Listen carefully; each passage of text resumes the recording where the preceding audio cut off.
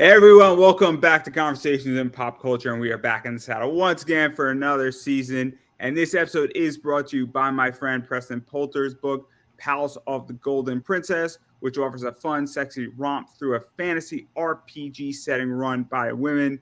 Issue 3 launches soon on Kickstarter, and right now Preston's doing me a pretty cool favor where he's offering a free PDF of issue 1 if they sign up for the email at pocketjackcomics.com and sign up for his email list. You will get that first issue you can try before you buy. So definitely check that out. And enough about that, though, because I have with me comic creator Aaron Dowen. And no, I am not calling you the Count of Monte Cristo. That is not happening. You are Aaron to me, and we're going to stick it that way. If I've blown your cover, I'm sorry. It's been my moniker for, I don't know, 2.5 years, 3 years now. I think ever since like the first time I was on a show, I did the Count of Monte Cristo. And most people don't know what it is anyway, so it's worked for me. I mean, it's a drink, right? It's a drink, right? Completely. Right? It's like an I alcohol. guess it could be a drink. I know it's a sandwich. It's got ham and Swiss cheese and jam. But no, beyond that, it's my favorite book and one of my favorite movies. I've never read the book. I don't think I've seen the movie. It's pretty twisted. But I would imagine it's like an American classic, right? Well, it's I guess technically he wasn't French, British. It had to do with, he may have been Italian. Alexander Dumas was the writer, who most people know from Three Musketeers or Man in the Iron Mask, but this was his other big thing. And what's fascinating about it was actually journals. It wasn't a book originally. It was entries into publication, like a periodical publication, and then he turned it into a book. So and it's baller. I mean, if you're into revenge stories, that's one of the best revenge stories that's ever been written. Well, I mean, we could probably talk about that all day, and who knows, maybe I'll write my own. But I do want to talk about your Kickstarter, which is more important, which is something you've written and worked on, and that is Tilt, because that is volume 1. And I know there's been at least 3 issues that have come out before this. I don't know if you did a Kickstarter for the 4th one or if it's included a graphic novel. Yeah, so issue 4 came out, I don't know, beginning of last year or something. The studio Catalyst, we've been kind of pulled back for a long time now. We did one other campaign since then, I think. That was One Last Job issue 2. But this is the first time they're actually putting everything together as a trade. And all of the issues have been remastered as far as lettering. So we're going to talk about that, and I don't mean to cut you off, but I want to catch everybody up on what is Tilt exactly, because there's people who have not heard of this, and obviously your studio, and you've been putting this book out, not every single month, but it's every few months, and I know you've taken a bit of a break here and there, and so some people are probably hearing about Tilt for the very first time. So what is Tilt before we go any further? So Tilt is a story about a man named Patrick Itil. He is a Bostonian, born and raised. And when he was a teenager, he was taken by this secretive organization called the Council of Elders. And they did a whole bunch of experiments on him and started using him as a trained mercenary. And that was when he was 15. So he finally gets the chance to break out. And when he does, he's still kind of in that 15-year-old mindset, so he doesn't know how to talk to girls. Which is hilarious because once we see him again, he's in his 30s. So we get to play a bit of. He's also kind of like unaware of how beefcakey he is. So we get to play off of that quite a bit as well. It was really a story that came about as a bunch of extra notes from another comic that we put out called Paradigm. I had all these extra notes from character development, world development, and I was like, man, you could probably make those a cool character. What ended up happening was Tilt became by far our most popular read, particularly with people that don't like superhero stories. I guess because it has a different vibe, a different feel. It is gritty and it has a lot of heart. And I think the kind of the quips and the fourth wall breaking are what drew a lot of people in. Yeah, let's talk a little bit about this story, because obviously he gets taken, is sort of being used as a weapon in certain ways, and he figures out a way how to escape. Obviously, he gets back into the city, and he wants revenge, and he wants to stop the Council of Elders. And they sort of know he's alive. They sort of don't know he's alive. He winds up meeting somebody who sort of took him, and that guy is playing, both sides a little bit. And then I think that guy's girlfriend or his assistant is also somewhere in the mix. And obviously a former friend is in there as well. And so it's very interesting because there's a lot of pieces on the Yeah. chessboard Yeah. and there's a lot of different sides being analyzed. And so what is that like too? Because it can go on forever, technically. Yeah. And you don't know what's going to happen here or there. And it's pretty interesting because there's a lot of different angles and a lot of different gears being turned. Right. I mean, it's been fun to develop. I wrote them all 4 issues at the same time. And this was a few years back. I knew the story that I wanted to tell, and it kind of just flowed out. And what I didn't expect was that people would identify and click with Exquisite and Cindy quite as much as they did. I thought they would be pretty decent side characters, but I didn't understand that people would actually be like, dude, Exquisite's the man, and like, actually vibe with them to the level that they have. Which made me include him just a little bit more when I did some rewrites for like the 4th issue. And then if we get to continue it at some point, then there's a bigger story for him. But having all those pieces means I get to play in my own little sandbox quite a bit more. We have, a billionaire who owns a whole bunch of different stuff. Cindy is a research and developer, which means she probably has met the guy named Ben from Paradigm, because he's in R&D as well, just in Charlotte, North Carolina, rather than in Boston. And so we haven't gotten to the point where any of them have interacted as far as we know. But we do know that something happened that gave Tilt the chance to escape. And honestly, that's not even explored in these 4 issues because there's so much of a different story to tell. So let's actually talk about some of this because obviously Patrick is the main character. Yeah. And his story is sort of, I think, the driving force where he wants to stop this Council of Elders. He wants to know why they took him, Right. what exactly happened. And then you have all these other side characters, Cindy, and obviously Exquisite, I think is his name. Talon. Talon, yeah. So what and people have gravitated towards those characters. So what is that like? Because when you put something out in comics, and correct me if I'm wrong, it's a very, I guess, you and your artist sort of world, and then you put it out there. It's not like you get instant feedback versus in wrestling. Right. If you're putting on a wrestling match, you will get instant feedback as the match is going on from the crowd. And so what is that like to have people actually react to a lot of these characters and be like, oh man, that they actually gravitate towards that? Because it could go the other way too. Yeah, for sure. Miss. And so what is that like for you? Because it's very interesting what people gravitate towards and even how that dictates the story and dictates the rewrites and other components of it. And even, potential covers and who's on the cover and how much airtime or panel time somebody gets, or even potentially a one-shot spinoff. Exactly. I think kind of listening to those voices that are encouraging about it, or that did find a piece of something that they identified with, I think is ultimately valuable as a creator, especially as a writer, because it gives you a little bit more room to play in the bigger side of your world. I mean, I always knew Exquisite was going to be a key piece. I didn't know that I was going to give him as much panel time as he got. I did know that Cindy was going to get a decent amount of panel time that would gradually increase. And then, of course, Patrick being the main character. The other one was Talon. I didn't know people would kind of... I felt like he was a decent villain because of their past and having a story and a connection there. But I didn't realize that people would really be like, yeah, like, I kind of understand where it's coming from, though. So I think that's been interesting as a writer to get that feedback, because you're right. For the most part, when you're developing the story, it's just me and the artist and the colorist and Matt were the other. That was the group, and so luckily Joe DeSantos has been in comics for forever now, and we love working together so much that we have another series that's coming out that we're working on together, and then somebody hired both of us to do a series for them. So we get to keep working together, and that's kind of cool. But him has, being in the industry for so long, he has a good idea of what people are vibing with. And we knew doing a superhero story was going to be tough because it's an indie superhero and a lot of people just won't give them a chance. But once people did, it really took off because issue 1 we didn't even campaign, which is dumb on our part, but it just wasn't what we were even thinking about when the company started.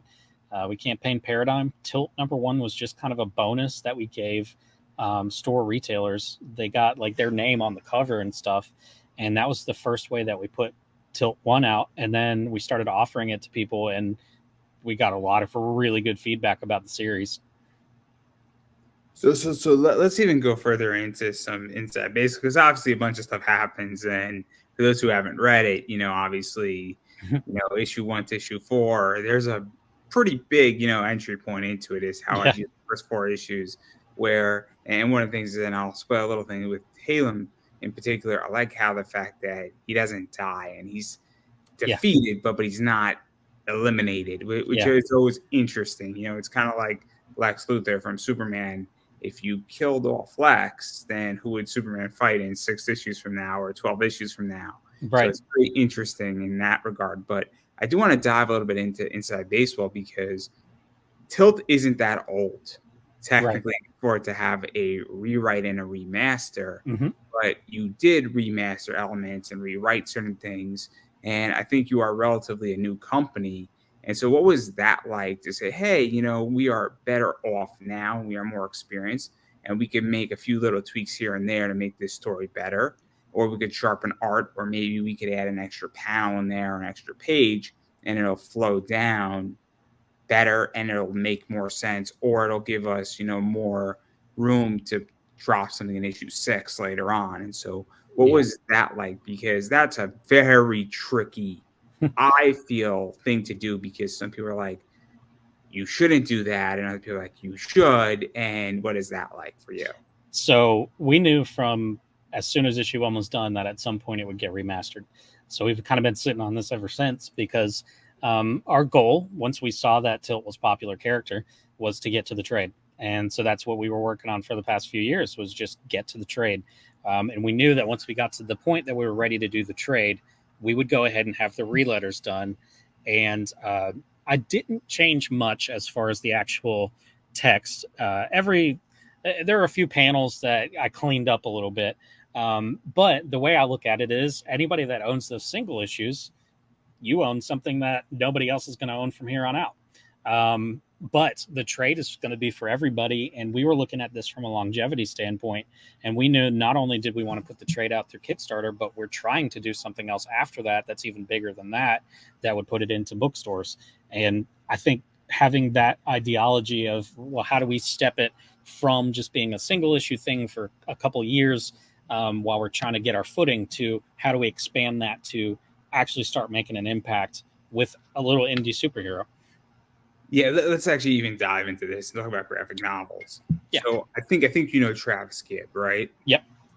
So and I don't know if Travis is going to like me to say this or not, but he had a really hard time finding Broke Down and 4 Dead Bodies. Right. Really hard. And I don't think he's the only one. I think it's graphic novels lately have been really difficult on Kickstarter.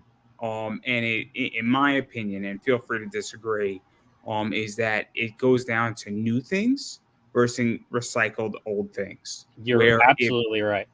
And it's complicated because, if I never bought Tilt in the single issues, then it's new to me. But if somebody bought Tilt before, it's complicated, because how do you get value to them? How do you get them to come back? How do you get them to say, hey, I want something on my bookshelf now versus in the floppies? And also, even going further outside of that, how do you earn my dollar? I hate to say this, but at this stage in the game, and I'm going to prove a point right here, is you're competing against something like this. Right. I mean, this is an awesome cover. This is Power Hour, and that's Comics Elite, Shikari, and you're competing against that, which is off Kickstarter. You're competing against somebody else's book on Kickstarter, and then you're competing against, just your comic shop or a store variant. So how do you figure out all that? Because it's so tricky right now, and it's so difficult. And also it's the summer, which doesn't help. Well, here's the thing. A couple of things to realize. One, the book's been paid for, right? Because at this point, we have the whole thing has already been done, already been published. So the remaster was free because I did the read letters. So, and we also have extra content that's going into it. So there's an 88-page core story, but then on top of that, we have a 7-page short story that Joe DeSantos wrote and illustrated. And then there's 2 different flash fiction stories that are going there as well. So for us, the value comes in, if you want to get into the world, we're going to not just get you into the world one way, we're going to get you all the way invested into the Tilt universe. And to take it a step further, we have rewards that bring you into the world as well. We wanted to make something special when it came to publishing a trade, because I want it on my bookshelf, not just because I wrote it, but because it's a story that I enjoy. And I forget a lot until I read back through it when I was doing the re-letters, that I was like, oh, you know what? I kind of understand why people like this thing or that thing. So we wanted to look forward. Like I said earlier, it's about longevity more than anything else. I think the struggles with people funding, there's a whole bunch of different issues that are hitting creators right now. One of them is just people don't have the exposable income like they had before. The other one is the boob books, like you just showed. I mean, there's a massive market for that. But I mean, I'll throw you a crazier one too. To even go with the book that I just showed, is that there's stuff on Kickstarter like that, and there's stuff also off Kickstarter. Yep. And there's some really good stuff. Even, bad girl art aside, there's some really great store variants that are now real competitors to Kickstarter. Right. And I think what to me, and it's just how I feel, is that you have to earn my dollar. And I think it's also a communication problem. If I go to your Kickstarter and your Kickstarter doesn't communicate the point to me, and doesn't communicate it between images, clean rewards, and hey, is this a vampire story or is this a gigantic robot story? Because I thought I was buying a robot story. I got a werewolf story. And I'm like, how did this happen? And I was massively confused. And poor communication, right? Yep. So, but sorry to cut you off. No, you're fine. I mean, so for us, I guess a couple of things are, one, the joy of Kickstarter is people can see our track record. And like Jessica just said, the audience of people that would be going for Tilt are probably going to be pretty different than the ones that are going after the boob books, because it's a completely different ballgame. We're talking about a male-centric story that's much in the vein of late 80s, 90s. I mean, we play off of tropes in the thing. So I think what you said is very important, though. Having a clear message is what a lot of these campaign pages are lacking now, where you go on the campaign and you just don't know what the story is actually about. Instead, it's just a whole bunch of images, but it doesn't actually tell you anything about the story. And for a writer, and for someone that loves storytelling, I need to know what the story is before I'll invest in it. So from our side, I take that approach when I build out these campaigns, and we like to have fun with our rewards as well. I mean, there's one of them I smashed a VW buggy and autographed it just because in issue 4 he throws a VW bug through the window. And like, being creative and things that don't cost the creators a whole lot of money, I think that's another thing that a lot of people don't think of, is you have to create that value. So there's 2 things I'm curious about. Do you also feel, though, that there's a point where sometimes the goal is also too high on some of these graphic novel projects? I mean, I saw somebody asking $20,000 for a graphic novel project. I saw somebody asking $15,000, and I was like, I understand that things happen, and I understand that to produce a whole graphic novel, it's expensive. Don't get me wrong, but there also is a point where you have to find that sweet spot where 3,000 might be a little high, but one, you can get there a lot quicker than you're going to get to 6,000. And once you're funded, sometimes people come in, but you also don't want to be too far away from what you really need, I guess. Okay. So I'm going to mess people up when I say what our goal is, because it is a trade. It's a large book. It's 128 pages. Our goal is $1,500. So let's talk about that, because this is where this gets interesting, right? Because it's like gamifying it, right? Mm-hmm. So I mean, people that know me, you might know Beards and Comics, where Matt and I talk about this stuff. We're always brutally honest, and I don't know, I've been on your show 4 or 5 times now. We know each other enough that you're comfortable with me being brutally honest. No, I want you to lie to me. Come on. Okay. So in that case, we need 30,000. No, I'm just. It's 1,500 because, like I said earlier, this book has been paid for. We paid the artist, we paid the colorist years ago because that's when the issue 4 got done. We've just been sitting waiting on what we wanted to do for the trade. Did you also feel, and this is where I guess the honesty comes in, is that if you're funding a graphic novel and you're planning to do a bunch of cons, where the real money is not on Kickstarter, and maybe part of the problem is that the mentality is that people are trying to make their real money on Kickstarter when they should be using Kickstarter as a seed round. And they should be saying, cool, I need $5,000. It's going to cost me $8,000 to get this whole thing done, printed, and have another 400 copies, but I'm going to be bringing those to cons, and those have a value of 16,000. And so in reality, I'm just trying to get a bunch of money so that I don't max out my credit card, or I can manage the other $3,000 on my credit card efficiently. Right. Or I have savings that I'm going to pump in, and then I'm going to pay myself back. But I'm just trying to get 60, 70% of the way there, what I really need.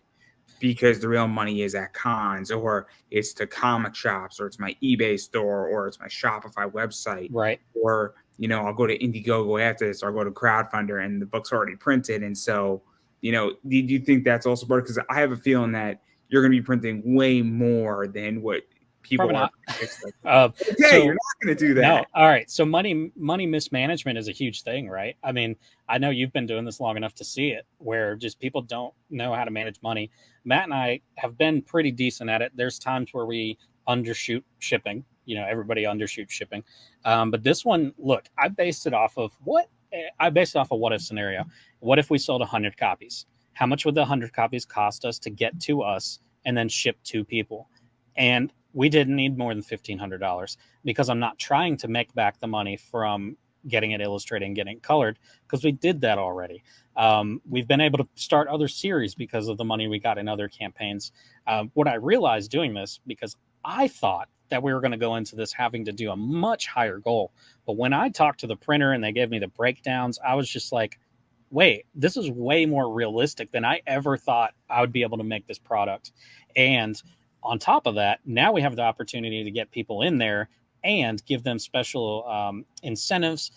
For instance, like we'll set a stretch goal where we'll spot UV the cover, so that little dude on the front or tilt right there, he'll just be spot UV'd and raised up, and just like add value to the actual product that's getting into the people's hands. Because you remember that kind of stuff. Like, people remember dumb stuff that we've sent out, like blood splattered on the front of our Everville cover, and sending a bloody earring for One Last Job and stuff. Like, people just, that's what keeps people coming back. And the other benefit that we have for Tilt is that not a lot of people did get them. So a lot of people that will be experiencing Tilt will be experiencing fresh. So it kind of was a blessing and a curse. It was a struggle for all those campaigns that inevitably got there. But it's also meaning that there's a whole market that kind of hasn't even experienced Tilt. And that's why I've been doing more shows and meeting new people and talking to different authors and moving outside of the comic book world. And back to the money mismanagement thing, if your goal is to get the campaign done and give people their books and then make all your money back in cons, I hope you get decent sales in cons. And that means you have to go to the good ones. For us, it would be nonsensical for a lot of the cons that were in our area for us to bring a trade and try to sell it, because the people that are going there aren't there for comic books at all. But the price difference, the exchange that we get in money off of selling one single trade compared to one single comic, I mean, it's like 3 or 4 times the cost of a comic. So for us financially, it just makes more sense to let's get the campaign done. And then while I'm getting the campaign done, we're also trying to get the book picked up by book publishers, not comic book publishers, but actual book publishers, to release to a wider audience that way. And that's kind of where the game changer is, because a lot of people aren't going to be willing to try that or even know how to approach the idea of getting it published. There's a lot to unpack there. I mean, you touched upon a bunch of stuff, and obviously, I mean, it's well known that I run an eBay business and I run a store. I just went through a $25,000 expansion. Not spending $25,000, spent way less than that. That's good.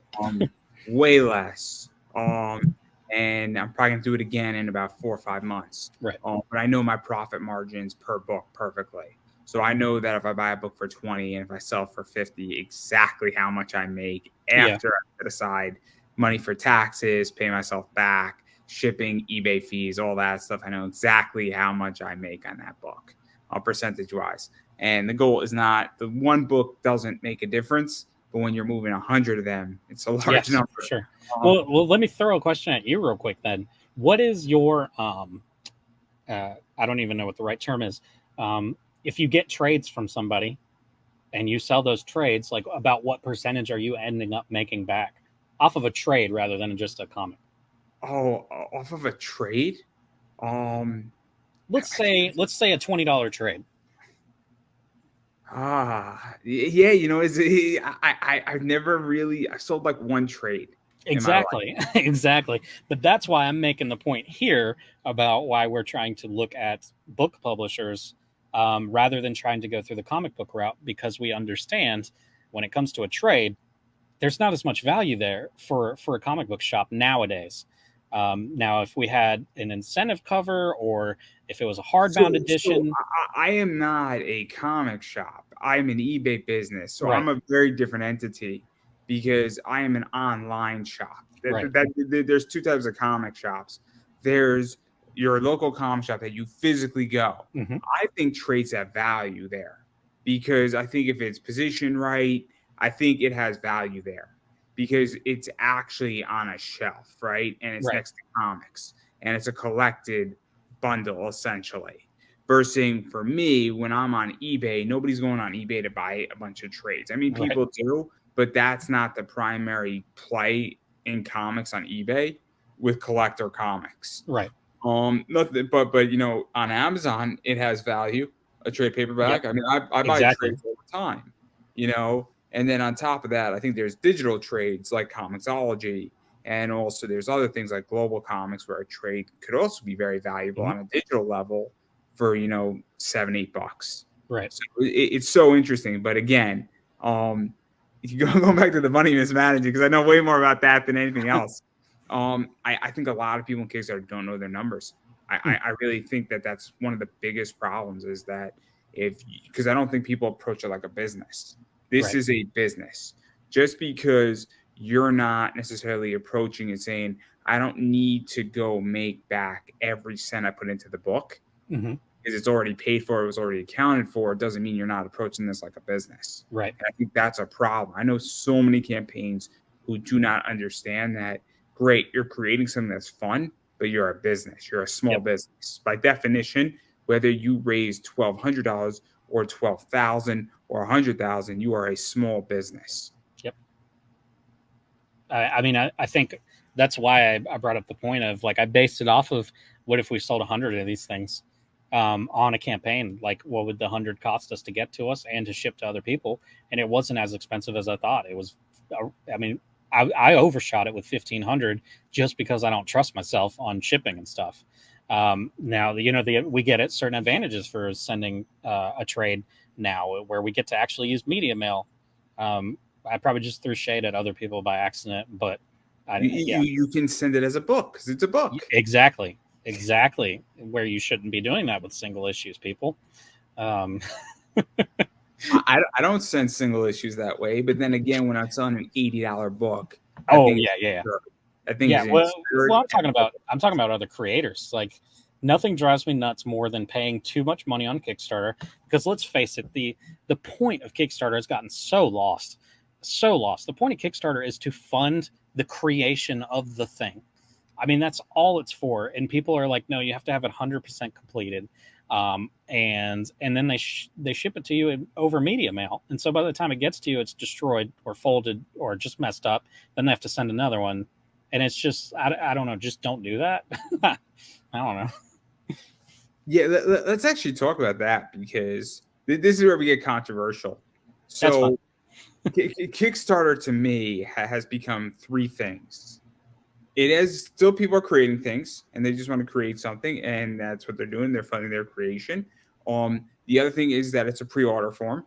And then thirdly, it's become a distribution center where a bunch of people are doing books every single month, Yep. back to back to back to back, Yep. and they're 6 months behind. Not 6 months behind, but Series A is coming out 5 months later, and then they start B, C, D, and E, and then when they start E, they send out A. Yep.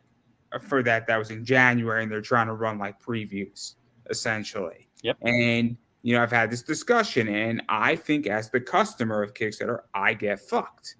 Because what happens if B doesn't do what it's supposed to do? You launch C, now C's covering B, C doesn't do what it's supposed to do, D covers C, then still you're shy and you get B done, but now you have to run E to cover C, and then you used to have protection as a buyer, and it doesn't exist anymore. Protection as a buyer. Now Kickstarter says on the bottom of every Kickstarter, you're not guaranteed your stuff. So I do want to make that distinction. But I don't know, though. I don't know how legal that is. And I think that there's a real legal argument because they are a facilitator of payment, and it is their software. Right. And so they are an active participant, and they've actively made a choice to say we've allowed creators to go back to back if they have a proven record. And that's what I was about to call attention to, was that's what's changed. Is back in the day, like when I was starting on Kickstarter, you couldn't do that. It was against the rules to go back to back. It was against the rules to have it more than one place at one time, or to have more than one campaign at one time if it's associated with you. And now it's a free for all. I think it was okay if you're doing an anthology. So if I was doing an anthology and you were on my anthology book, but you were running this one, I don't think Kickstarter would have cared because you have such a small part. But if all of a sudden you wrote half the book, that's a little bit different, and you're like a co-owner of the anthology. But I digress. Well, to give you the point blank example is we have another series ready to campaign. Like it's called Fall of Night. Issue 1's ready to go, but I'm not going to do it until I feel comfortable with the release of the trade. Because I don't want to put myself in that kind of a stressful situation, first off. But secondly, I really appreciate all the people that have become backers or gotten invested in our company, and I don't want to hurt their feelings, and I don't want them to leave with a sour taste. Did you also think that there is a position where a lot of creators are running like legitimately like 12 or 13 campaigns this year, and I've had discussions with people, and a lot of people have said, "Oh, you're wrong, Andrew." But I said, you could drain your customer. You could bankrupt your customer. And people said, "Oh, well, $20 every month is not a lot of money." But no, $20 is a lot of money. It's a lot of money. Just to prove a point, I order from Midtown. My average buy on Midtown is about $30 a month. Mm-hmm. That's about 14 to 15 comics. Yeah. From previews. So I'm getting about a 45 to 50% discount because I ordered 2 or 3 months in advance. Yeah. So what I think is that Kickstarter is expensive. I get that we're funding indie. I get that a lot of this stuff is not mass produced. And I'm okay with that. But $20 is a lot every single month. And if you have one every single month, and then you have 4 or 5 you want to back, that's $100, $200 a month out of nowhere. Right. And I really think, though, that if you go every 3 months or every other month, you give your base time to breathe and not go belly up. And I think that if you're going every single month, I think there's going to get a point, and so is everybody else, that's going to say, I'm done. And then they're going to miss out something. They're going to drop out of one of your series. And you say, well, I'm diverse, but that's not really great because once they drop out of one, dropping out of the other one and the next one and the next one gets easier and easier and easier. That's right. I mean, I'm guilty of that. Like as soon as a bad situation hit me, I was like, well, the first thing I need to stop doing is backing all these campaigns. And it's not like I want to. I don't want to miss out on stuff, especially stuff that like I have friends and colleagues that are putting stuff out. But at the end of the day, it's like you said, $20 a month might not sound a lot to a lot of people, but like, I mean, I got kids. Like I got stuff to pay for. That's just not the way that this works. I'm extremely selective. I have become it's almost embarrassing. Like I've become selective to the point where it's just like certain creators, I'm just not even gonna look at their stuff anymore. I mean, I'll throw something out there. So Larry Welts has Cherry. Cherry is a great book from the 80s. It's the one of the original Bad Girl Art books. Right. Without Cherry, Bad Girl Art wouldn't exist. Companies like Dynamite, Zenescope, companies like Big Dog Inc., Jim Noble, they wouldn't exist without Larry Welts. Right. Freedom of speech in comics wouldn't exist without Larry Welts. You know, Larry Welts is, and I'm going to say this, is very similar to Larry Flint from Hustler in a lot of ways, because it pushed the line and it was necessary when he was doing it. And there were real issues with Cherry and fighting for it. Right. So that anthology of 30 years of Cherry, all of the issues in a hardcover book, just came out. It's ending in like a week, I think. It's a $132 book. Like, I was waiting for that thing to drop. So when someone else has to go. so certain things have to go. And obviously, I just went through a very massive business expansion. And so I'm very selective. And especially when I'm picking up retail packages and other things, I have to be. And so it's not that your book, no offense, not using you as an example, is bad. It's just that what do I think I need to buy today?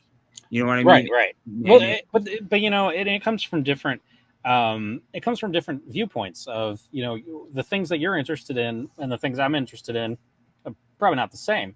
So we're looking at different things anyway. Now, I think one of the biggest problems that's occurring now on campaigns is that it's nothing more than a bunch of other creators throwing money at each other. That's mostly what a lot of campaigns have been. So anyone that we've had where we have a decent amount of people that aren't creators, that is super exciting to me, because I love seeing people that are just buying comics because they like comics, not because they want you to buy their comic when they put it out on Kickstarter. A lot of people aren't going to like that I said that, but it's something that occurs every day. Oh, look, I mean, you see it. I see it all the time. You know how many freaking broke comic creators I know? Yep. And it's crazy. So I don't know if you know this. I ran a campaign for this show, and people gave me so much shit for it. And every day I see people saying, I need money for San Diego Comic-Con. I need money to go here. I need money to go there. And I'm like, I did this and you all gave me shit for it? What the fuck? Yeah. The fuck? Look, we had you know, Beards and Comics podcast is officially on a hiatus. We're going to do one more show. It's going to be a live show, and it's going to be our farewell. And we've told people it's a hiatus, and so people are like, well, we'll look forward to when you come back. And I don't think we're coming back. There's no point in it anymore. We did what we set out to do, which was talk about creating indie comics. We met a whole lot of great people, talked to a bunch of people, but then it just became taxing and a whirlwind of just constantly the same thing over and over and over and over and over. And even shows like this, like, look, there's a deep part of me that detests that I'm even on here having to talk about a campaign, because I hate, no, not because of you, because of the culture of, somebody would come on our show and then they'd be on 6 other shows within a week talking about the same freaking thing. So like, we've watered down the market to the point where it didn't make any sense for us to continue. It's interesting. I used to do a bunch of media, but I never did media on comics. Right. I did media on finance. Right. And I'd be talking about the same thing, but every time the host would be like, I've never heard that before. Because I have a very different view, and people are like, this is really interesting, and I'm very articulate about certain things. And so when I was doing that, and like, for me, it worked, because apparently I just wanted to drive it in over and over and over again. But now I don't want to do media all that frequently. No. I want to do one show a week. I want to do like 50 interviews a year, and that's it. Because where I'm being interviewed, and even I think that's a lot. But for me, what's happened with this show is that it's evolved, and it's become a lot, I guess, outside the box. And also, I'm privileged enough where, I mean, a few weeks ago, I had essentially a first, dev model cam girl on. So she is not a real person. Right. She is completely animated in certain ways, and so I'm privileged enough where my show is interesting in that regard, where there's a reason why I'm playing comics, voice acting, diving slightly into the adult world a little bit, obviously cosplay, wrestlers, because it keeps the show fresh. Yeah. And I think a lot of these, though, indie shows, all you're doing is talking about indie comics. It gets stale. Well, like I said, what ends up happening is whoever has a campaign at that time, they're on every show at the same time. It's the same thing I'm doing right now. I mean, I'm completely being a hypocrite. But the reality is it's a reason why Beards and Comics is not continuing. Is we started expanding to the point where we're talking to other creative people, like in other fields, and that was fun for us. But then looking at the numbers and the analytics, the amount of people that were interacting with our email blasts every week were 2, 3, 4 times more than the people that were listening to the podcast. See, that's interesting because I don't have people interacting with my podcast. I have people interacting with my TikToks. I have people interacting with my shorts on YouTube. I have people, when I start putting this stuff out on Instagram, it gets traction. So the interview itself is not the winner for me, right, at all. It's all the micro content. Well, look at what's happening with the music industry, where all the music industry, they release 15, 30 to a minute long clips of songs that aren't done, and then if it gets enough traction, then they'll finish the song. But there are like popular bands where if you scroll back on their Instagram or TikTok, you'll find clips from songs that have just never been released, and it's because they never did well. And I think that's a fascinating way to think about how much has changed in content creation, where you could just put it all in for 30 to a minute and see if people like it, and then not have to worry about recording the rest. Oh, it's great. It's great. It's awesome because I'll ask, Rebecca Forstad. I'm a big Robotech fan. I'm a Cross fan. She plays Lin Min May. And, I go way back in anime. And how'd you get the voice of Lin Min May? Just a minute, 30 seconds. Because all somebody wants to know, they just want the answer to the question. Yep. They just want the answer. Like, oh my God, this is awesome. And then what happens is that I put a link to the rest of the interview and I might get like a 20% retention on that, which is nice, which is really good. It's really good. The stuff that does well on YouTube for me is wrestlers and voice actors. That shit does well. And depending on who that wrestler is, like Mickey Knuckles, she's loved and she kills. Masha Slamovich is loved, and there you go. Anthony Green is loved. Nixon Noel, who's Tegan Knox in WWE, is loved. So there you go. I understand what works and what doesn't. Yeah. But then every once in a while, something like this happens where, you just get somebody in comics who's loved. But it is what it is. But you mentioned something interesting about the music stuff, and it goes back to retail. And obviously, this is also we're going to get controversial. We said we were going to talk about it. We're going to talk about it anyway. Because that's it's fascinating because that's something that I'm doing where I like to bring in 10 of a book or 5 of a book. And I like to test the market to see how it does. And so I might bring in 3 of a particular book. And I did this with Mount Olympus. And then if those books sell, I will buy more of them. And I think this is a big problem in comics where I see retail packages of 50 books for $375. The president has 10 covers. I'll mention who it is because I like it. Dustin Burnell. It's great. And it's a great deal. That's not the problem. The problem is that 50 books for somebody like me. What are you going to do with it? It's too many to move that in an uncertain position. I would rather buy 10 of his book or somebody else's book versus because it's 50 books for $400, which is not bad at all. It's not bad at all things considering, especially if those books go for 20 a pop. 15 to 20 a pop, that's not a bad margin at all, even on eBay. I mean, I'll clear 5 on that easy all day. The problem is that 50 books is a lot of material to hold on an uncertain, but I want to buy 10 of his books at a retail price so I could test the market. And if it works, I then want to test it at 20. And then I want to test it at 30 because I need to know what my audience is going to react to it and what my customers are going to react to it in what time frame. And I think it's a real problem on a retail side with comics that you have to understand price point. You have to understand other things because I'll go back to the Mount Olympus. At $50, those books move.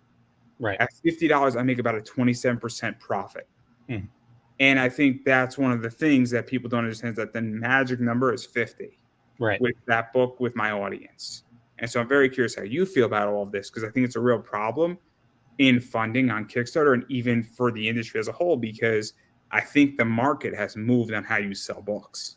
Yeah, I think the market's moved a lot, and I think I think people like me are very relevant in certain realms because we are the new outlet in a lot of ways. yeah, exactly. And it's kind of why. Ugh. All right, it's kind of why I don't care to offer a retail tier.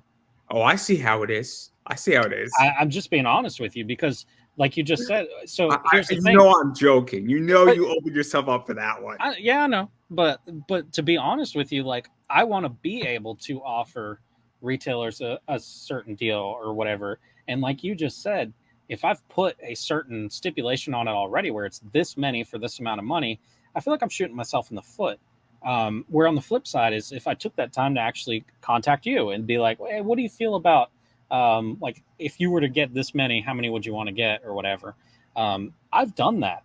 There's been stores that I just had them put the money in and not select a reward on our campaigns, and then we had talked about it elsewhere off campaign, and they put the money in and we ship the books to them directly, and it's because not everybody needs the same thing. We had a store in South Carolina that was the biggest Tilt supporters, and they bought the first issue was 50, and then 100, and then 150 for their own personal store variant covers. And I mean, we're not going to say no to that, but we had to talk about all that stuff separately. I'm not going to put a tier that forces you into a box when I feel like if you really want the books to try and sell them, like let's talk about it and we'll figure something out. Beyond that, the other thing I was going to say was with this thing in particular, as I said earlier, our goal is to get this to people, and then we want to get it into actual like bookstores. And get it through an actual publisher, which is going to open up another way of retailers being able to get their hands on it anyway. No. It makes sense. It's just I just think that so many people are just not good at this, and I think Yeah. I think a lot of people in comics do not understand. I think a lot of people just want to get their ideas out, and because that's how it started for me. I didn't want to have to do all this stuff. Like I mean, it's always interested me. I've always been fascinated by markets and money and like how this stuff kind of breaks down. And so Matt and I have always been fascinated by that stuff. And I think that's why we've been able to manage even because people will look at our campaigns and like, man, they don't make a whole lot, but like we've not gone in the hole though, like substantially for sure. This is what's interesting. See, I'm the exact opposite. I run my business and everything is a commodity. Right. So I understand that there's certain people that I know that I could revolutionize their business and be their CFO. So I operate as a CFO. I don't operate as a creative. Right. Where I understand that, and I love every aspect of this. So I know every margin in my business. I know when somebody offers me, I just sold a card, and I know the exact margins on that card. I know what it cost me. I know what I sold it for, and we were in a tough negotiation between $125 and $130, and I was running numbers because I was trying to get to a certain percentage. I wound up caving, but I understood what the percentage looked like at 125, what it looked like at 130, what it looks like at 140, and I know those numbers off the top of my head. And so and I know exactly how much I'm going to clear. And so that's where I'm good at. And I love every aspect of that. And I think that's where people lack because it's not as fun. It's not fun. I mean, to me, it's a blast because it's not. Yeah. I mean, as a creative, it's like you have to put that hat on at some point or you're just going to ruin yourself financially. And I know way too many creators that took out credit cards and loans that are in the hole because they didn't think this through long enough. I did my expansion debt free. So I did it debt free, even though it was put on a credit card. It was put on a credit card with money paying my bill. So every time I put it on the credit card, 3 days later I made a credit card payment. That to me is not used. That's using debt, but that's not using debt the same way. That's just convenience. Yeah. But it was completely debt free and it was completely cash flowed, which is awesome. Yeah, for sure.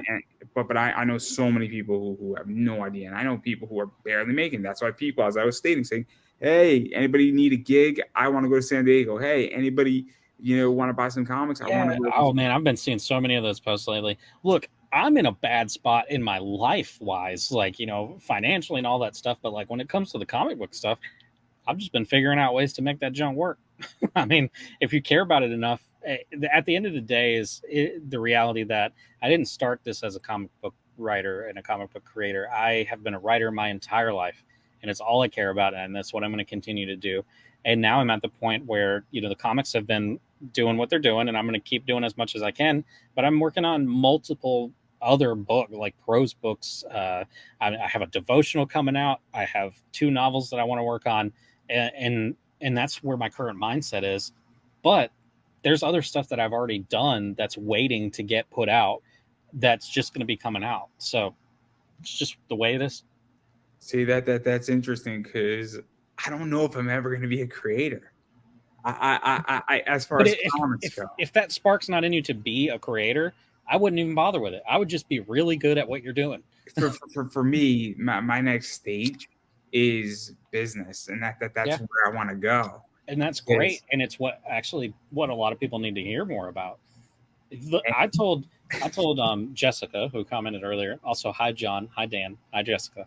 I had told her that when we look for a social media marketer or an advertising marketer, I don't want anyone attached to comic books.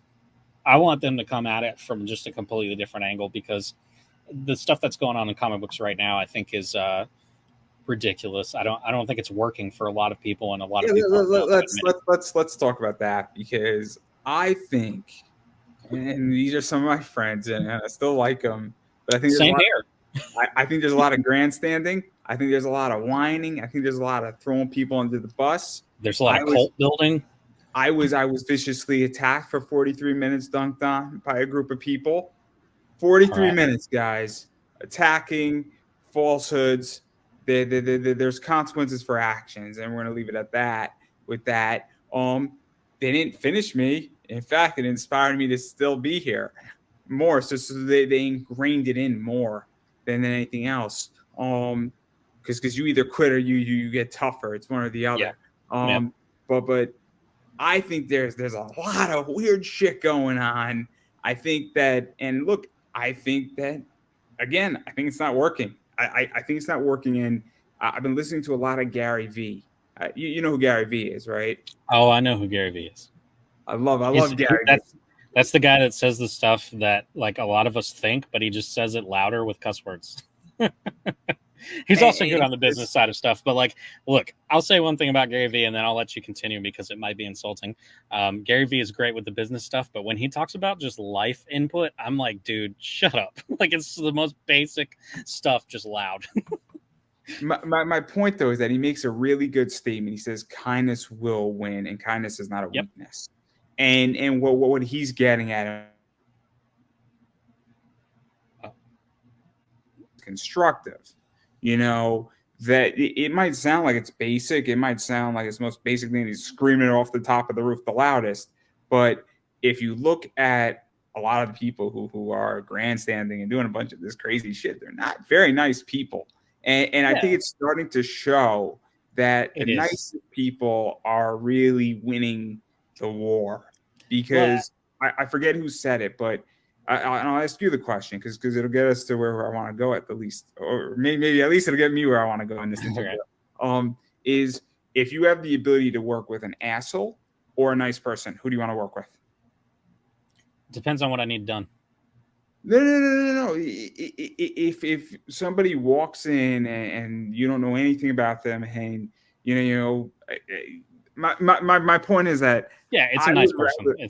I'd rather work with a nice person who is 90% as good as the asshole. Yep. Because the nice person is going to at least be nice, be likable, and is probably going to be easier to deal with than the asshole who is 10% faster. Well, going back to what you said earlier with the Gary V statement on kindness is like, I guess I shouldn't make fun of him for saying things like that because it's a thing that a lot of people need to hear, especially nowadays. I could tell a story that might be a perfect example. I don't know if you know who Eddie Kingston is. Eddie Kingston is in AEW. So Eddie Kingston was my 11th interview of all time. No idea what the fuck I was doing. Eddie Kingston was a legendary wrestler at that point. He's killing it everywhere he goes. And I was not ready. I was raw, and it was not a good interview. Eddie probably realized 20 minutes in that this kid is okay, but he's really new, and this is not a good fucking interview. But instead of saying, "Oh, I only have 20 minutes," he tolerated the whole thing for like an hour and 20 minutes. Yeah. And he made it work, right? Yeah. So that's an element of kindness when I've been in interviews where I'm like, oh, fuck, I got to carry this interview. So instead of beating the person up, you carry the interview. And I was answering in ways that were throwing softballs. Yeah. And so when we talk about kindness and things of that nature with Gary Vee, that's an element of what I think he's talking about. And I think that is somewhat lacking in comics, where it's like, wait a second, if somebody isn't there, maybe you want to throw them a nice softball so they could get, a double or a triple or a home run. Well, that was the entire point of why Beards and Comics became a podcast, was we wanted to do something that would help creators who were trying to just figure it out. And so it was interesting to see throughout that course, different people get into comic books, or actually like get their books put out and do all the stuff that we talk about on the show. I think it's been gratifying for us up until the point where it wasn't fun anymore to record. And so that's why we just have all those episodes up. If anyone wants to learn about getting into comics, it's still there for everybody.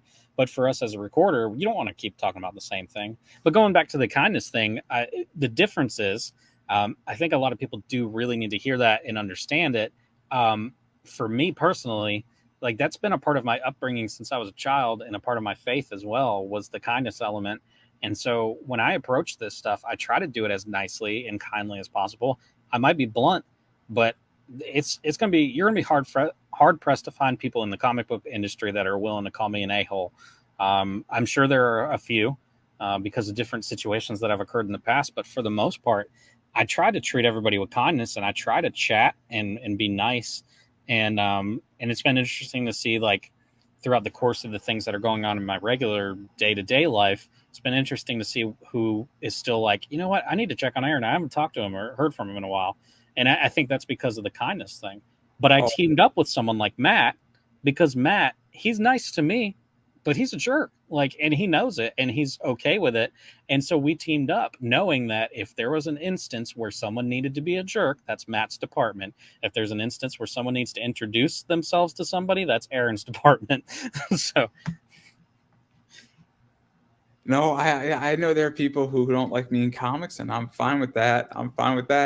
I'm absolutely fine with that. But there's plenty of people who like me. There's plenty of people who still want to be my friend. There's plenty of people who don't want anything to do with me, and there's plenty of people who will put a knife in my back at any given point. They just don't know that I know that they're going to do it. It's going to be very interesting when I turn around as the knife's going in, like, oh. It's going to be very interesting. I'm like, and two, Brute, and two. It's going to be a fascinating day. It'll be a great TikTok for TikTok for me. 300 views, guys. That's right. All I'm trying to break. I've actually broken that. I did like 5,000 on one, but that's not the point. I didn't do any of the work. My guest does all the work. It was great. But yeah, no, it's interesting. So let's actually talk about the whole thing with your podcast, because I know you're trying to do a Patreon. Obviously, that no mas. What? No mas. Yeah, I took it down. Yeah. So the Patreon. You know where I'm going with this, right? Yeah, I do. So I will go get to my point, is that I got so much shit when I asked for money for this show, right? And I still get shit for it. Yep. And it apparently agitated people for whatever reason. And this is my response back to people. And I'll get real honest, is that I know plenty of people who use bookers to get on shows. Those bookers don't pay these shows. And then those guests that hire, whether they know or they don't, I think they're responsible. I think they're absolutely responsible, because if you're going to pay a booker to book you on 30 shows for a podcast and you don't pay the show, that's telling me that you don't respect my show and you don't respect me, and fuck you, Andrew. That's exactly what it's telling me. And then the same people say, I don't pay to be on shows, which means you're hypocritical. So if you want to say, look, I pay my booker to get me on your show, but I'm not paying twice, I can respect that. And I can say, look, I can't have you on my show. Yeah. And I think that's the problem, is that that's one of the problems. And it's pay to play, because you're paying for everything else in comics. So why wouldn't you want to pay for media unless you value the media at zero? So why do you want to be on the show? And that's my whole question to everybody in this industry, is that what economic value do you put on my show? Because if you think my show is worth a penny, then write me a check for a penny. But that means that if you use a booker and you paid your booker $200, you overpaid your booker. Yeah. I mean, so in my realm, what ended up happening was the same thing, where it's just people coming on that have campaigns. It wasn't enjoyable for us, because I know there are plenty of shows that they love talking about the campaigns and stuff. For Matt and I, we are obsessed with creativity, and that's the kind of fun stuff that we like to chat about. And so I'm not putting any of those other shows down, but what we noticed was Fair weather friends, maybe? What we noticed is when you drop a Patreon. So we had a Buy Me a Coffee originally. I have that still. So we had a Buy Me a Coffee, and like we actually had people that would subscribe and stuff. And then we put the show on a temporary hiatus that we didn't intend to. But when we came back, we decided to move over to Patreon. And when we went to Patreon, nothing, zero. Nobody was interested. Nobody wanted to talk. And we also noticed during that time period that it's not like any of the numbers have changed as far as listeners and stuff. And so we never approached the podcast as this was going to be our business, because there's all the other stuff we care about. But what we did realize, like I said earlier, is that when we drop an email update to everybody, it's 4 to 5 times more likely to get looked at, clicked on, interacted with than any episode of our podcast. And so we just sat there for a minute, and I realized, like, I've had fun doing this, but I'm a creator at heart. I could take this time to be working on books, on writing, on editing, on graphic design. Like, that's time, because people don't realize from, your and my side, we have to take time to, for us, it was an audio podcast. So we recorded in StreamYard, and then we have to download it and edit the clips, and then put all the clips up on various social media. And like, it's work. I'm going to ask you a question on that. How much time does it take? So by the end here, I got really good at just having preset stuff that I could drag and drop. And so it would kind of cut it and do it for me. So it would take, to get where I wanted it to be, was probably like 3 to 4 hours. And that was for about 2 weeks worth of content.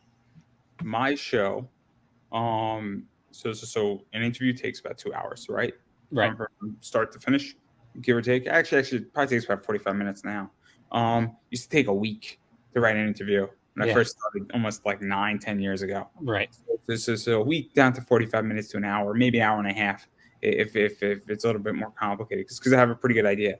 Then to cut up content, so to get 3 to 4 pieces for TikTok, Instagram, YouTube. So that's 12 pieces of content, but I have to only do it once. That takes, and then that's combined with micro content, which I get anywhere from 8 to 12 out of every single episode. That takes about 4 hours. So, but that's about 42 to 45 pieces of content out of it, which lasts a while. That probably on 12 pieces of content probably lasts about 10 weeks. Because I subsidize that content with other interviews. It's just automatic. So when I have, and usually I have anywhere from 6 to 10, sometimes I have 12 in play on a cycle. So if interview 1 goes, interview 2, 3, 4, 5, and then 13 days later, you go again.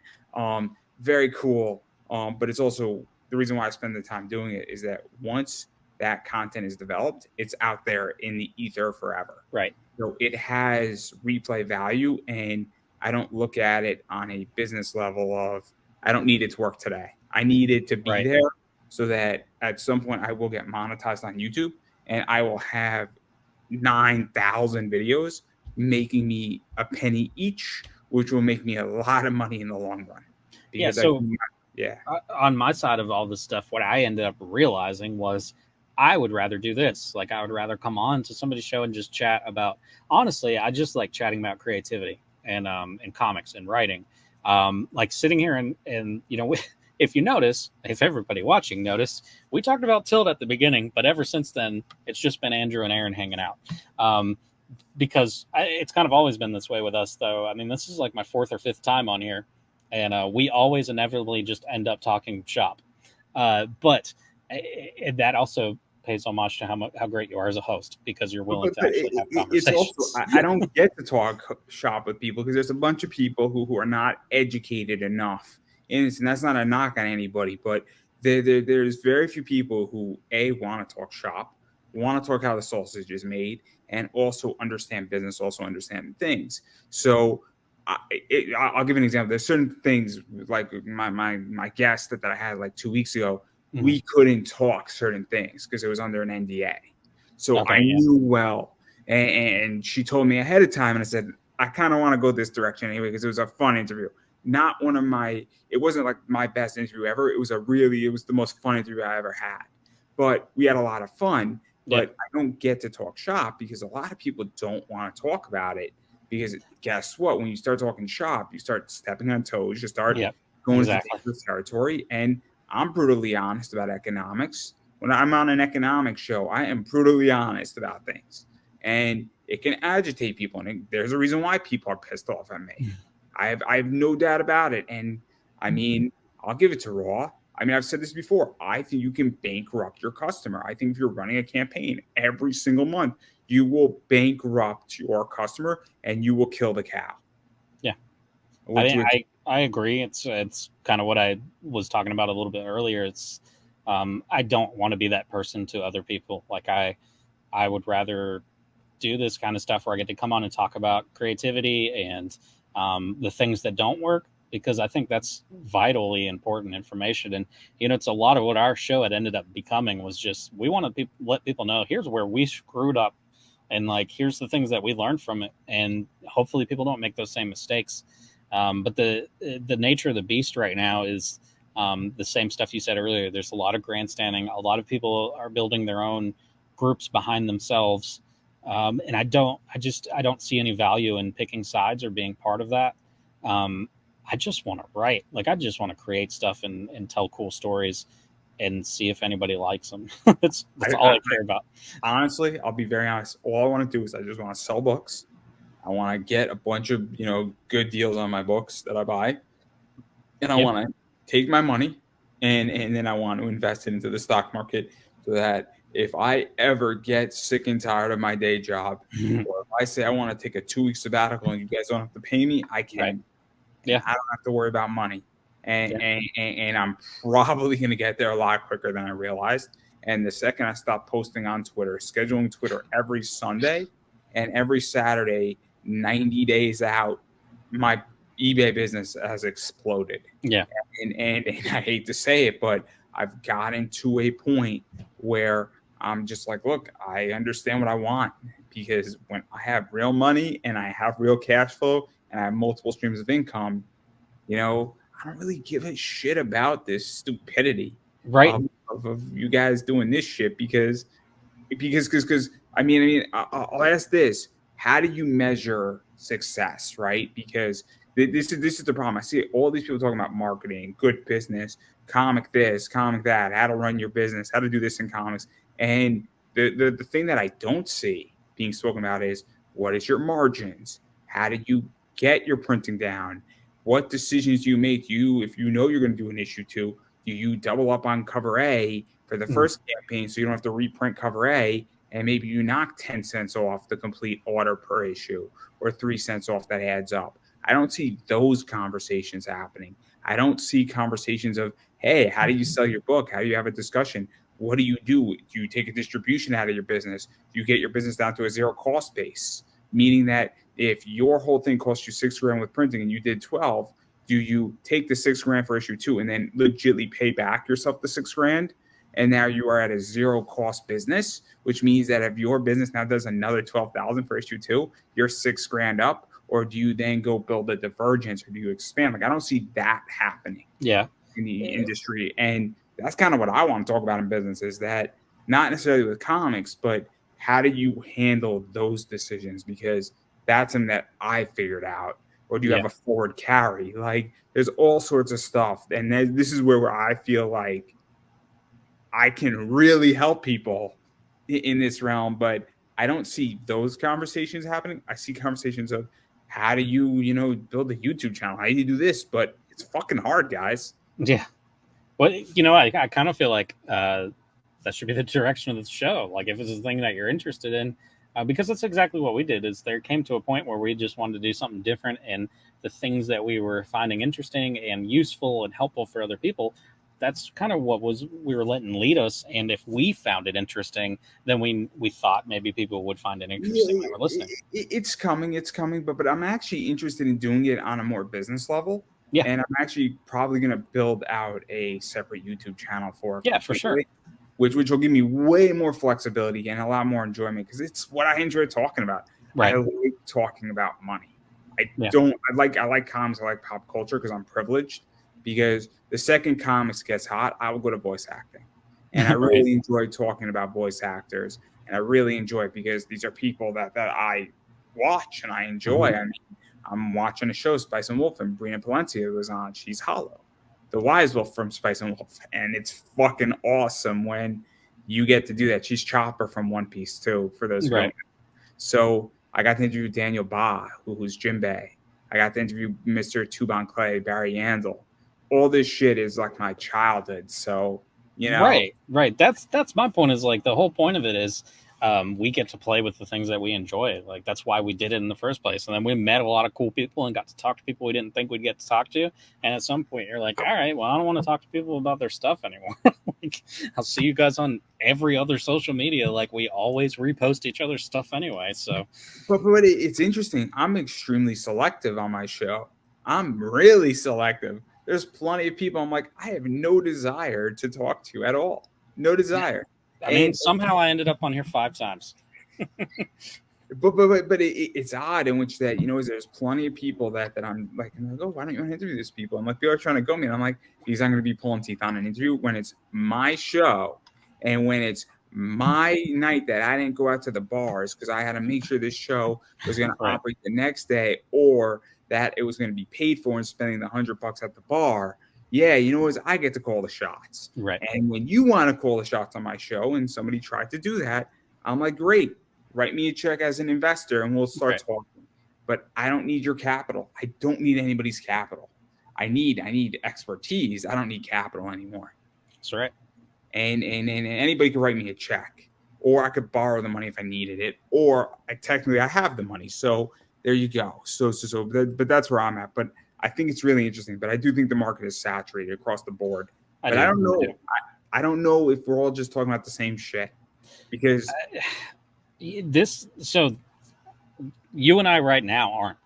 And I can tell you that from the person that's been on other people's shows and stuff is that with you, I have a very different show because you actually read the books and you actually know what you're asking. Most shows that I've been on do not know anything about what I'm doing or have never looked at the books, even if I sent them to them. But you actually ask questions that are like, oh, okay, well, he actually at least flipped through the freaking book. And then beyond that, we also have the opportunity to talk about business and like what things aren't working. Most shows don't do that either. A lot of shows are just trying to be overly immature and playful. And I don't know if that's because of the mindset of what they think people want in comic books, or if people just really don't care to have a thoughtful conversation anymore.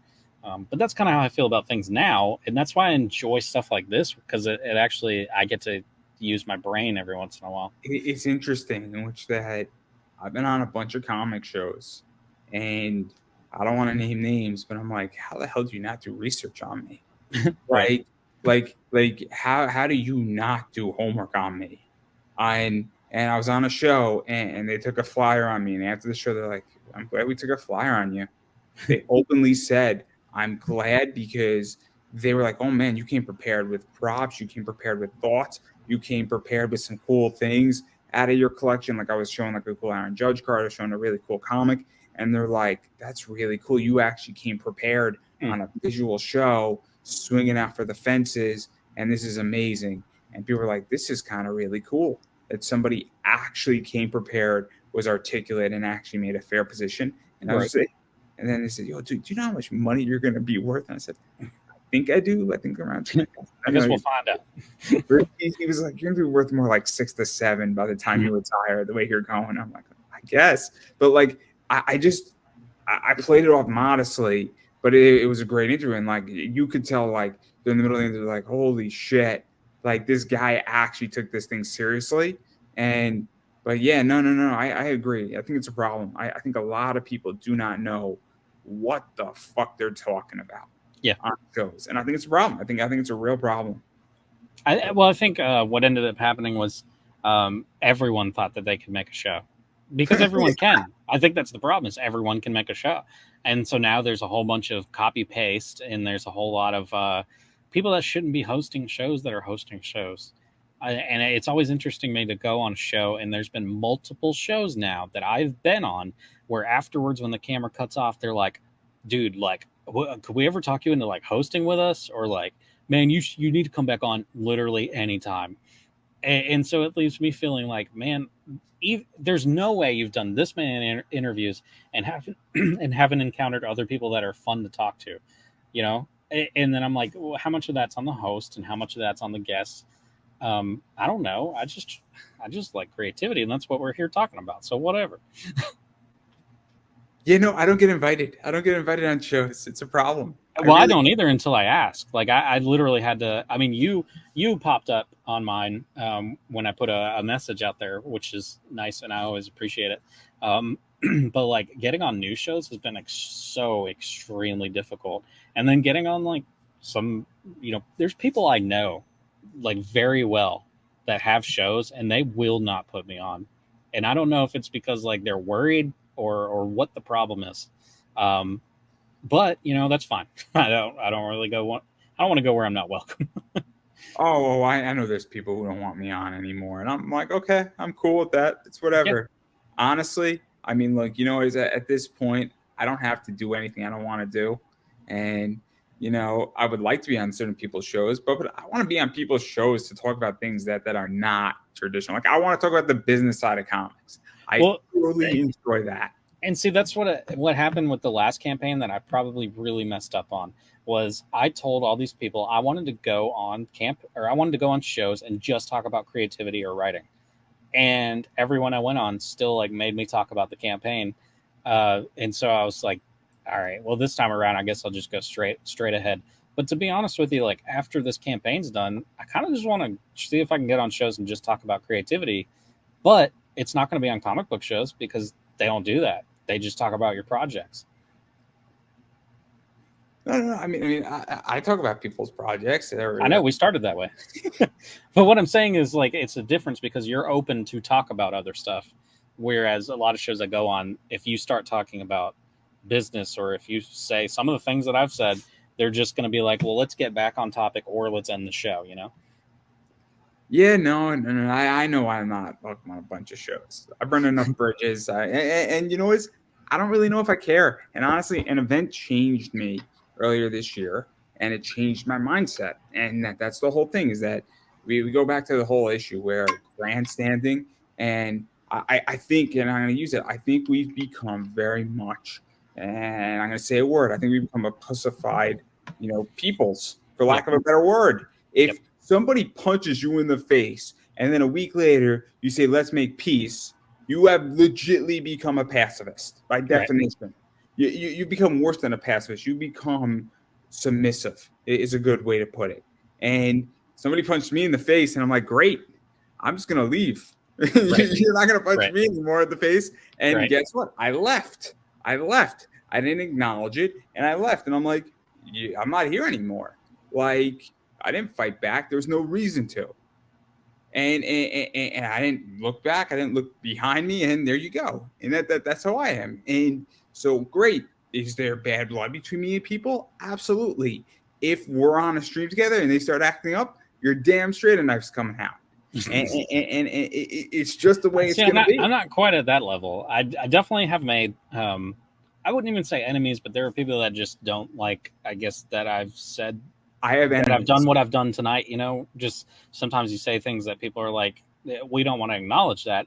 I think what we're missing more than anything, particularly in the creative realm, with comic book creators personally, I've noticed that there's no humbleness and that everybody thinks that they're somebody and that they're somebody important. But like, I'm going to say something that people aren't really going to not like. Neil Gaiman is not Neil Gaiman because he wrote comic books. Neil Gaiman is Neil Gaiman because he's a writer and wrote novels that got turned into comic books. Like, let's be real here. We're writing comic books. We're having fun doing it. It's great. It's a fun medium. It's fantastic. But none of us are putting up intense novels and in thought-provoking pieces. And, you know, it's just, get some humbleness, because this is comic books, people. It's just comics. I'll be very honest. I mean, my ego is checked at the door. But if I didn't want to check my ego, everything that I've done, and the fact that I legitimately have figured out the formula and growing a business that will probably be $1 million business in the next 10 years, easy, Right. I can easily not check my ego at the door. But I check my ego at the door because, again, I'm in business. This has nothing to do with that. And when I do $1 million in sales, I'm going to let everybody know I did $1 million in sales, and that's that. But all of a sudden, my reputation is going to be like, great, he built a business from $1,000 all the way to $1 million. And people are going to be like, Andrew's not Andrew because he sells comic books or collectibles. He's Andrew and his ego because he built a business from nothing. Well, and that's how I'm looking at it from the comic book standpoint. Is I'm not insulting. Like, what I just said was not to be an insult to anybody that's a comic book creator, because I love this medium and I love what I get to do in it. But what my reality is at some point, if people know me for writing prose books more than they know me ever in comic books, I'm fine with that.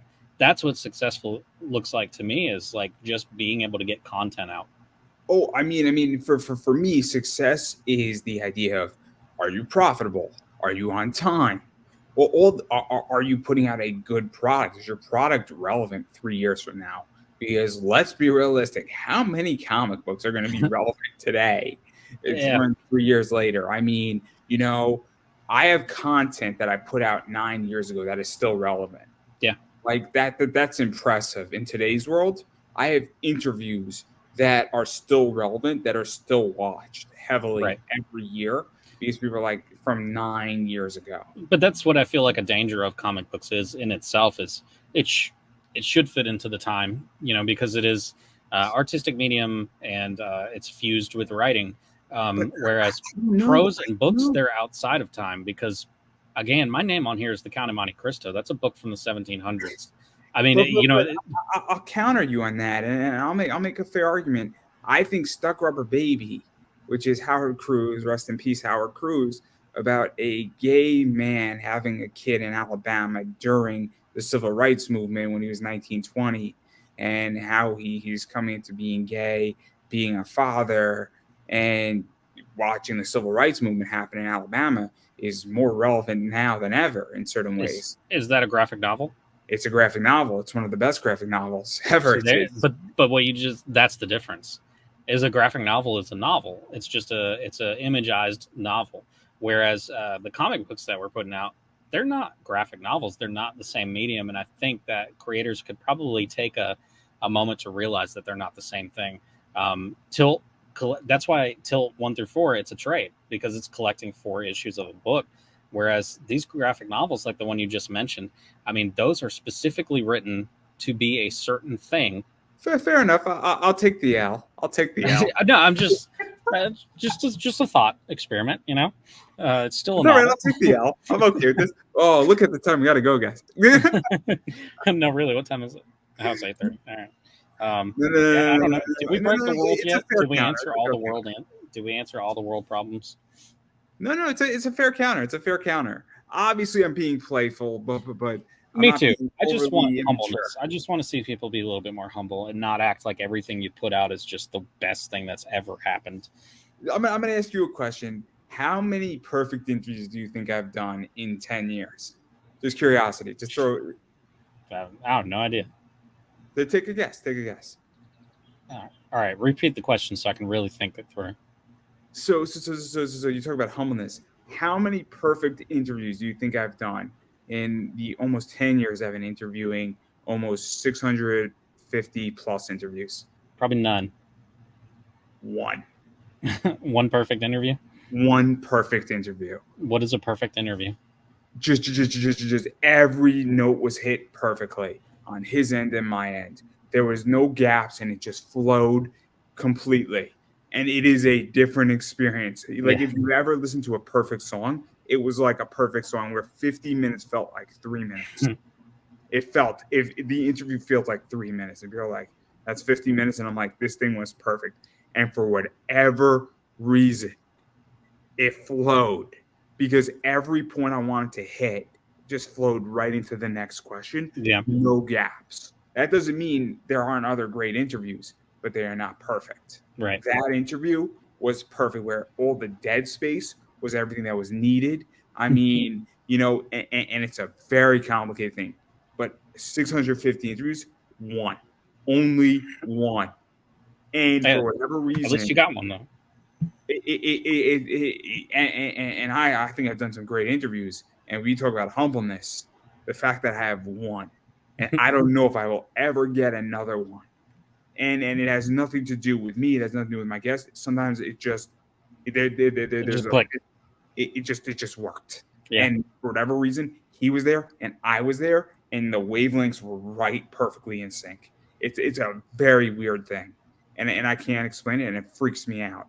Like I listen to it, it freaks me out. It's perfect. It's 50 minutes of perfection, and I don't know how to explain that. And it sounds egotistical, but it only happened once. Right. So I mean, and again, I would imagine that if a writer gets a perfect chapter in a book where everything, and I mean everything, just flowed on the first flow. I mean, and it definitely can happen. There's a script that I still haven't had developed into anything yet that it all came out at one time. Like I sat down and it was it. It was a 22, 24 page script that I was like, this is everything that I wanted it to be. Even going back and doing edits, like the only edits I did were grammar and spelling. If I missed anything, there were no changes to the script, because I was just like, man, this freaking is exactly the vision that I had in my head. I mean, everybody needs to find those moments, but like by no means did that make me feel like I've achieved something, like I'm some fantastic writer, Same thing with me as an interviewer. Right. I was just ecstatic, because I'm like, this wrestler is doing me a favor, and I'm glad I delivered a perfect interview. Well, the flip side of it is like when you get the one thing, like with the script or with your interview, then it's like everything else after that's like, oh, I didn't do it again. No, see, for me, it's the template. Yeah. For me, it's I wouldn't say it's the opposite, but it's the template, right? So it's saying, hey, this is the standard now, and this is what this looks like. So this is how it has to flow, and how did I make this work? Right. I basically got out of work a few minutes early. My dog was quiet. Like everything was just aligned. Like she was like asleep, and she was perfect. She was just sitting by my feet. She wasn't flipping out, and she wasn't snoring. She was just quietly asleep. Like everything was just working. And I poured myself like a perfect little bit amount of alcohol that just chilled me out perfectly. Had my drink and was sipping it, and it was perfect. And even my sipping when he was speaking was perfect, and just the whole timing and the presentation, but again, it basically shows me how this is supposed to work. Right. And then I can go and use that and say, cool, this is how a perfect interview looks. And then when I want to showcase an interview to somebody to get on my show, I send them that one. Right. Yeah.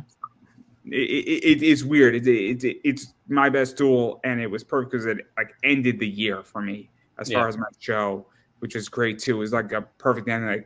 It was everything I wanted for the end of a season. Fantastic. I know, right? Left? Isn't it? What's left?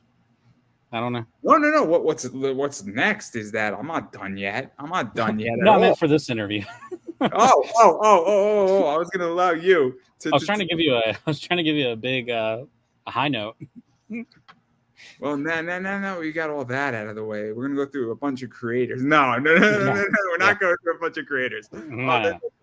I don't like to shit on creators if it's unnecessary. No. So except that guy, you know, Tyrone, he's got to go.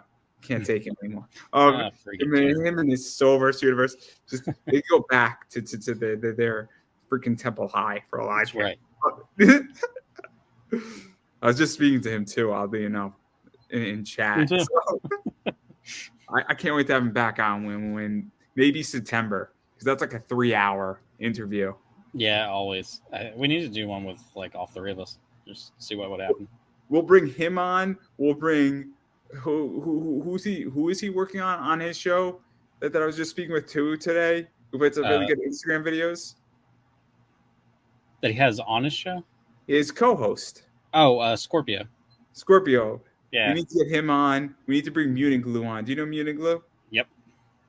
She's been on. She's great. Yeah. And then who else could I bring on that would be really interesting to bring on? I mean, he has a good crew of people. Maybe I'll bring on one of my business partners, DJ Croft. So I brought in a male cosplayer for my Kickstarter, purposely, because I'm so sick of female cosplayers getting on all these Kickstarters that if I ever run another one, I will only bring in male cosplayers. Well, I mean, again, that's like the Tilt stuff where it's just like all these comic books are so sexualized women, but what if we beef kicked a guy, you know? I believe in discrimination to the fullest on that one. I will bring in, I mean, DJ's a jacked guy. Yeah. Crazy thing is DJ's black and he's gay. So, but that didn't have any impact on me. I don't give a shit. DJ's a right. So get this. I asked a bunch of male cosplayers. DJ was the only one like, yeah, I'll do it. And none of the others answered. I'm like, how do you guys expect to get ground in cosplay if you're not willing to do interviews or participate in something like this? Again, it's the same way with like posting to try to find podcasts to go on. It's just, wow. I know so many people that have podcasts and they just don't respond. It's crazy. I invite everybody who has a podcast on my show. They don't reciprocate. I'm like, fine. Yeah. We'll see what happens. We'll see what happens when this goes around and around and around, because life's a big circle and it's only a matter of time. Because I don't know if you're a wrestling fan, but The Undertaker said it best. The toes you step on are connected to the asses that you will kiss on the way back down. It's a great saying, right? Yep. Because it's true. And I know so many people now who need interviews who can't get shit, and they're not getting it from me. So there you go. I hate to end on such a negative note. I know. So it'll allow you to actively self-promote yourself before we get out of here. Sure. So the next big thing, I guess, for me is the Tilt campaign coming out. That is a full trade. It's a 128-page trade. It's got special bonus content that people haven't seen before. And it's got the core story, and even the advertisements that are breaking up the chapters are specialized because it's a fourth wall breaker. So anyway, that's pretty awesome. We're going to have some really cool rewards. I mentioned earlier the Smash VW buggy. We also have a WWTD, or What Would Tilt Do, shirt and wristband. And so we try to bring you guys really into the world. So there's that. And then the other big thing is aarondowen.substack.com, where I talk about creators' mental health, and I just have other random writings, as well as there's 12 entries into a story called Parallelium. And basically what I did was I took a spreadsheet and I wrote 12 titles, and then I based them all into one little universe and told an ongoing story, and I tried to keep it around 500 words per post.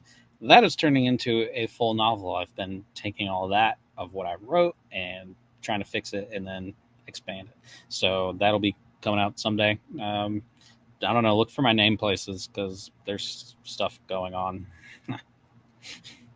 Well, I'm just going to say it, and it's very simple, is that if you like what you see, and especially in comics or pop culture, you need to go support it, whether that means that is on Kickstarter, in your bookstore, Indiegogo, Crowdfunder, Zoop, Fund My Indie, Luke Stone's project, which is pretty cool.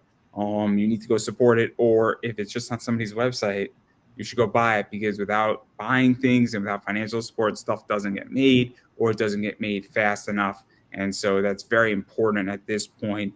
Furthermore, supporting people on social media goes a long way.